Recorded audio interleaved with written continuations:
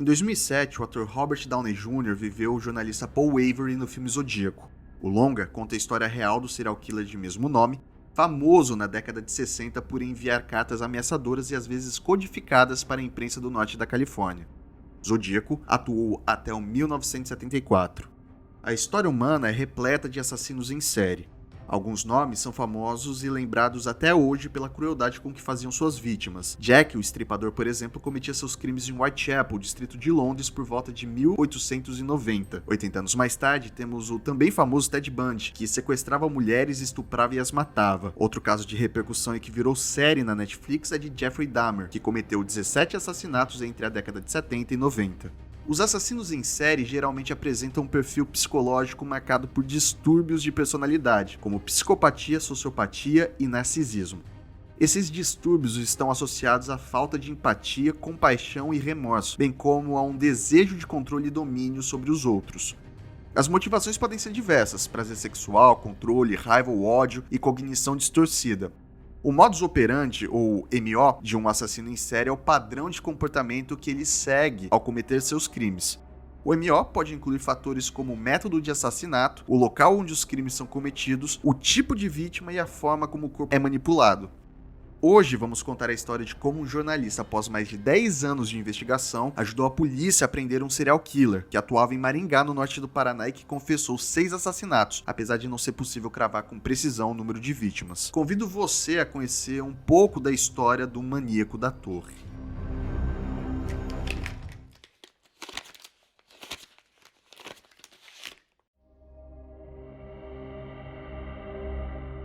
Roberto Silva é um baita jornalista. Tive a oportunidade de trabalhar com ele na redação do extinto Diário do Norte do Paraná, onde ele cobriu o setor policial por uns 30 anos. Roberto, além de excelente profissional, é um cara gente boa. Lembro dele levando lanches para a redação em diversas oportunidades. É uma pessoa gentil e cortês. Eu trabalhei com ele enquanto fazia estágio entre 2014 e 2015. E foi nessa época que vi um dos casos mais impressionantes da minha vida, coisa de cinema. O Roberto costumava fazer para o jornal o mapa do crime da cidade. Ele cruzava diversas métricas para dar ao leitor de O Diário um parâmetro da evolução dos crimes na cidade. Ele começou esse trabalho no início dos anos 2000. O levantamento de 9 modalidades criminosas na área de Maringá era um mapeamento mensal que permitia que os leitores do jornal O Diário acompanhassem aí a evolução do crime na cidade, dessas 9 modalidades, entre elas os crimes de homicídio. Inicialmente, esse levantamento ele começava com o levantamento do nome da vítima, local do crime, a forma como ela foi morta, né? E então para levantar dados mais precisos para esse mapeamento, eu ia nas cenas de crime, eu fazia o levantamento nas cenas de crime. O mapa dava uma ótica diferente dos crimes para o Roberto. Como ele tinha os detalhes e acompanhava em loco as cenas dos homicídios, ele viu que alguns casos apresentavam semelhanças. Foi quando eu comecei a perceber, depois de os 3 primeiros casos, crimes que eu levantei de morte de mulheres, que foram encontradas, os corpos e restos mortais, né? Algumas eram apenas os restos mortais, porque o corpo já havia sido consumido. Eles eram encontrados embaixo de torres de transmissão de energia ou nas imediações dessas torres. E me chamou a atenção que esses 3 primeiros corpos ou restos mortais, eles estavam sempre na mesma posição. Os 3 casos, os corpos estavam em decúbito dorsal, ou seja, de barriga para cima, braços abertos, pernas abertas, até a própria ossada deixava um desenho claro de como essa vítima havia sido deixada no local. Bom, como eu mapeava, fazia esse levantamento, fazia todas as anotações, os 3 primeiros casos já foram suficientes para me mostrar que era um crime, era o mesmo assassino. Os crimes haviam sido cometidos pelo mesmo assassino. Era uma assinatura. Então eu continuei acompanhando outros casos que apareciam nos outros anos. Em geral, era um corpo encontrado por ano, A primeira vítima do caso que o jornalista acompanhou foi em 2003. Foi um cadáver de uma mulher não identificada. Ela foi deixada no carreador próximo, atrás do antigo frigorífico central, em Maringá, né? E essa mulher, ela estava nua, não havia nenhum objeto dela ao lado do corpo, junto ao corpo, nem anel, nem corrente, bolsa, roupa, sapato. E ela havia sido esgorjada, ou seja, haviam cortado o pescoço dela com uma faca. Mas uma coisa me chamou muito a atenção. Essa mulher, ela não tinha uma gota de sangue, nem no local do crime, nem no corpo. E eu percebi, então, que o assassino havia lavado esse cadáver. Ele havia dado banho, esperado esgotar todo o sangue do corpo para fazer o transporte até aquele local. O padrão de vítimas se mantinha pelos anos. Para o Roberto estava clara a semelhança entre os casos. Estava tudo ali tabulado e descrito em seus levantamentos, mas ninguém dava fé para o que ele dizia. Maringá tinha um serial killer. A Polícia Civil, inicialmente, ela não acreditou na minha tese. Ela disse que não, que eu queria fazer escândalo, que imagina, a cidade de Maringá nunca teve um assassino em série, um serial killer, e que eu queria fazer sensacionalismo. Então, foram se passando os anos e eu continuei levantando cenas de crime com a mesma assinatura. E continuei alertando a polícia, inclusive até o próprio jornal onde eu trabalhava, o Jornal Diário. Eu avisava o chefe da redação e nem o chefe acreditava. Dizia que não, que isso era um absurdo. Bom, continuei mapeando, relatando. Apenas, olha só o absurdo, em 2014, o editor, então, pediu para que eu fizesse uma matéria, já que eu estava insistindo tanto de que havia um serial killer, para que eu fizesse uma matéria relatando os casos e a semelhança entre todos eles. Antes de continuar, é importante pontuar duas questões que justificam talvez a morosidade das investigações no caso. A primeira era de que não havia centralização dos crimes em uma única delegacia. Não existia delegacia de homicídios. Até 2014 não existia delegacia de homicídio em Maringá. Então, cada corpo, dependendo da área que esse corpo era encontrado, próximo a cada torre, essa área pertencia a um distrito policial. Maringá era dividida, a cidade de Maringá é dividido, o município todo, ele é dividido por áreas. Então, cada área ela compete a um distrito policial. Maringá tem 5 distritos policiais. A segunda era da já conhecida falta de efetivo na força policial. Esses distritos também não dispunham de investigadores. Maringá não tinha equipe suficiente para colocar nesses distritos. O que havia geralmente em cada distrito era um investigador de polícia que, na verdade, ele servia mais para entregar intimações pela cidade, da área do distrito, do que para fazer qualquer trabalho investigativo.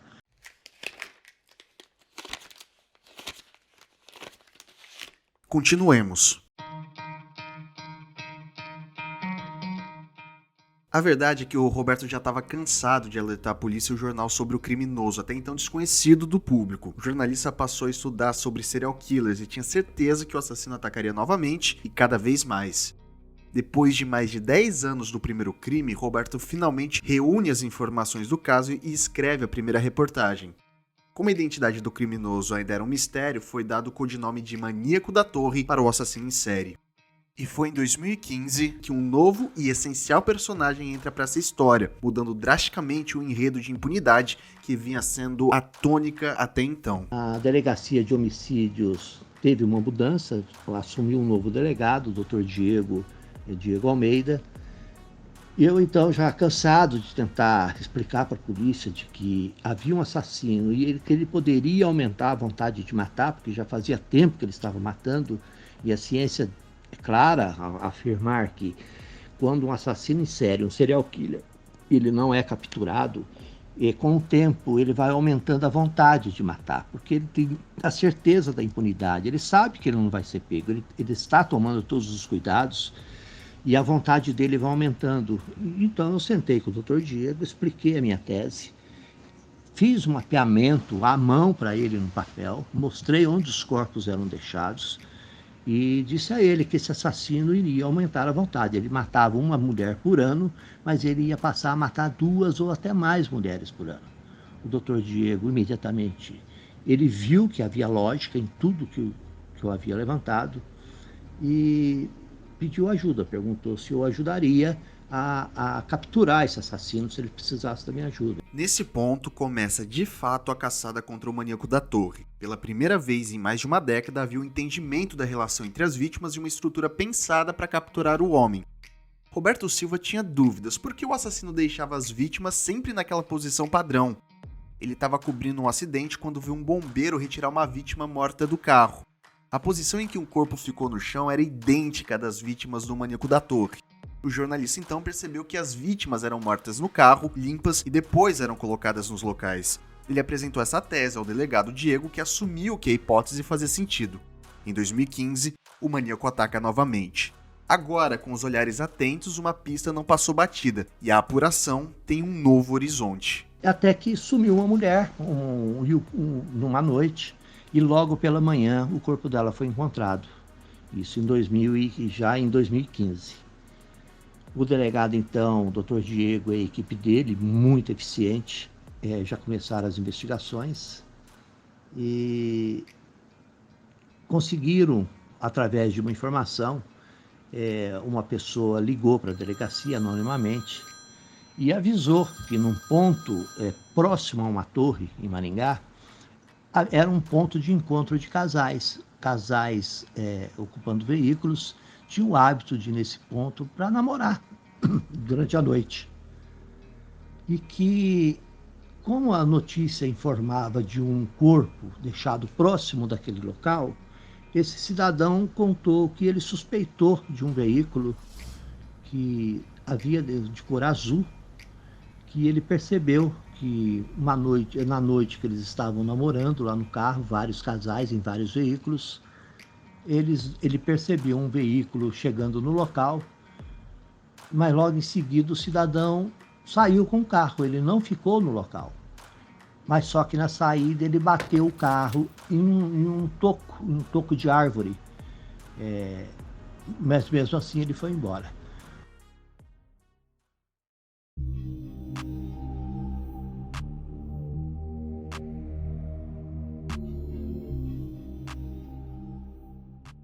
A polícia estava cada vez mais perto do assassino em série. Diante das pistas, o delegado de polícia começou a examinar as imagens de uma câmera de semáforo onde necessariamente o criminoso precisaria passar.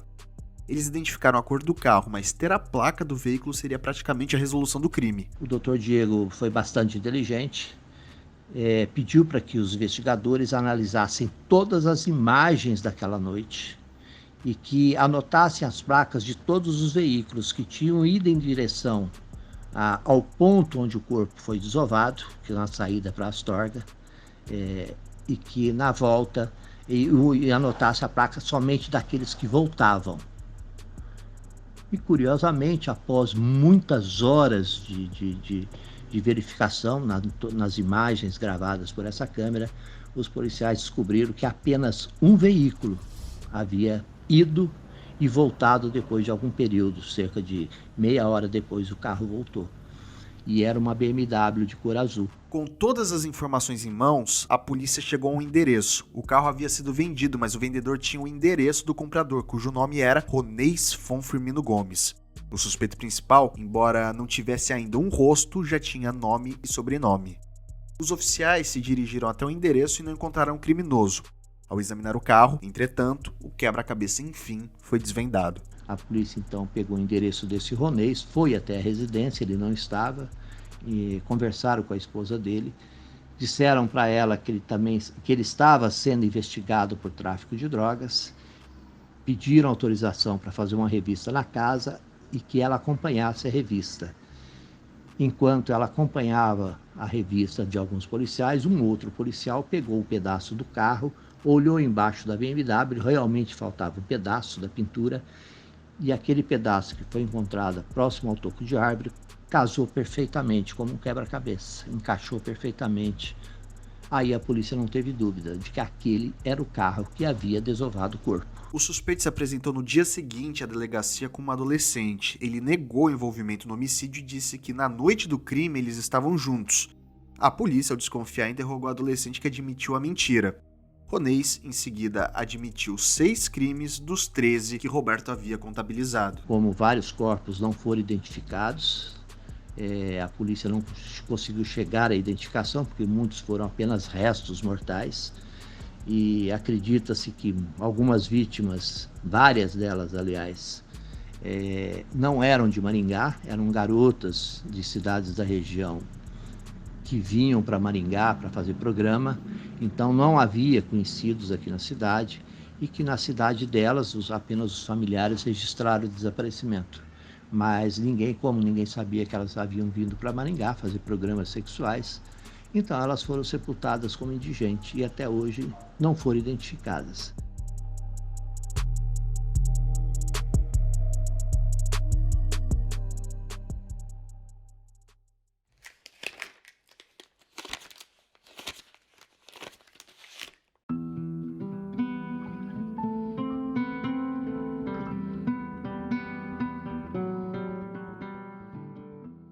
Ronês Fon Firmino Gomes, o maníaco da torre, foi preso pela polícia de Maringá.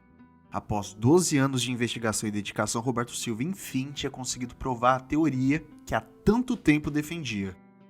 Durante aquela década, como eu já disse, Roberto passou a estudar muito sobre assassinos em série. Ele se debruçou sobre essa literatura. Com o maníaco da torre preso, ele queria entender as motivações do criminoso que acompanhou por aqueles mais de 10 anos. Começava outra jornada. Eu conversei com alguns familiares dele, com uma irmã dele, e a irmã me contou a história. Ela contou que o Ronês, aos 7 anos de idade, a mãe do Ronês traiu o pai dele com o próprio cunhado. Ela teve um caso com o cunhado. O pai descobriu e expulsou ela de casa.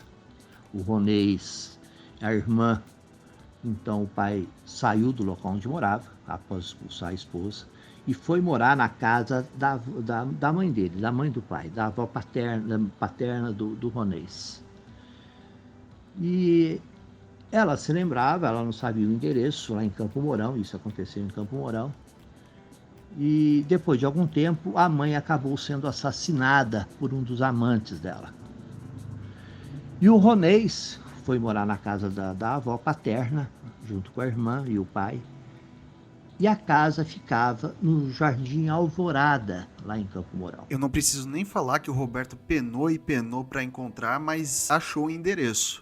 Com muito custo, ele identificou a casa onde o serial killer morava durante a infância. O jornalista então pegou o carro e foi até o local. Lá, a paisagem era quase uma explicação. Realmente isso foi muito impressionante, foi muito curioso. A residência ficava realmente no Jardim Alvorada, próximo de uma avenida chamada Avenida das Torres. A Avenida das Torres justamente porque por cima, por um trecho dessa rodovia, cruzava várias torres de transmissão de energia. E do quarto onde o Ronês dormia, onde o Ronês ficava, todos os dias de manhã, ao abrir a janela, ele deparava com a torre de transmissão de energia elétrica, de frente com a janela do quarto onde ele dormia. Então ele passava os dias brincando, perto de uma torre de transmissão de energia elétrica, que era no quintal da residência também. Cruzava também o quintal da residência. E isso ficou muito evidente. Alguns psiquiatras, psicólogos dizem que não tem ligação com o crime, esse caso. Mas a minha visão, isso marcou muito a mente dele. E ele acabou optando, de alguma forma, talvez inconsciente, até inconsciente, ele se sentiu atraído a levar essas vítimas para um lugar onde ele lembrava a infância. Eu acredito muito de que a vida da mãe dele, de separar da família, de trair o pai, de uma certa forma na infância dele, ele percebeu que isso destruiu a família. Já foram feitos alguns julgamentos do maníaco da torre. Eles somam 95 anos de prisão. Há ainda um julgamento para ser feito, que pode conduzir a pena para mais de 100 anos de cadeia. Com benefício de trabalho, bom comportamento e estudo, o serial killer pode estar de volta às ruas nos próximos 30 anos. O maníaco da torre foi preso, mas existem vários corpos que não foram identificados. Seria esse um ponto final ou uma ponta solta nesse roteiro de intrigas? Eu tenho informações de que o Ronês há uma pessoa que me confidenciou esse encontro. Ele teria confessado muito mais mortes. Ele teria confessado 19 mortes, além das 13 que eu já tinha na minha lista, mas que dessa lista ele assumiu apenas 6. E é justamente nas dúvidas e imprecisões do caso que encerramos não só esse episódio, mas também nossa série, porque existem coisas que simplesmente não conseguimos compreender, provar ou finalizar. Há coisas que se organizam simplesmente como pontas soltas no tecido da história.